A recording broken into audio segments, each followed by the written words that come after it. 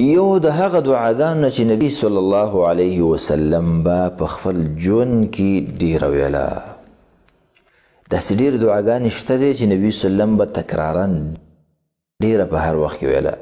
یو په هغې دعاګانو کې ډېره مهمه دعا ده او ډېره جامعه دعا ده.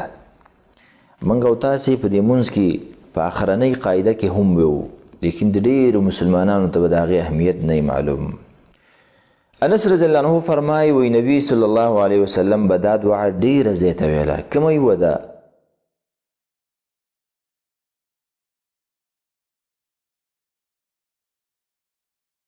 اللهم ربنا آتنا في الدنيا حسنة وفي الآخرة حسنة وقنا عذاب النار.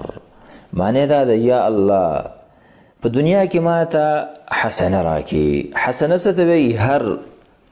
هر خیر ته، هر نعمت ته. که هغې کې روغ صحت دی، په هغې کې کور دی، په هغې کې ښځه ده، په هغې کې موټر دی، ستا ټول حوایج حاجتونه چې دا ټول په دې کې شامل دي.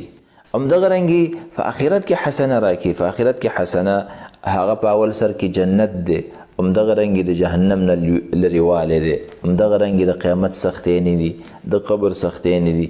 دا ټول دا جوامع الکلم د عزتمندو هغه دعا چې ډېر څه خلک وایي هغه بحر او دریاب په کوزه کې راګیرول.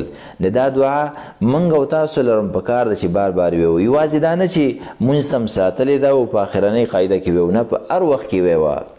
په لاره روان یم دا دعا ویوه. د الله نه دا سوال دی. همدغه رنګې په عامو دعاګانو کې دې ویوه. د شپې راپاڅېدل یم دا پکې ویوه، ځکه ټول خیرونه په دې کې راجمع شوي دي.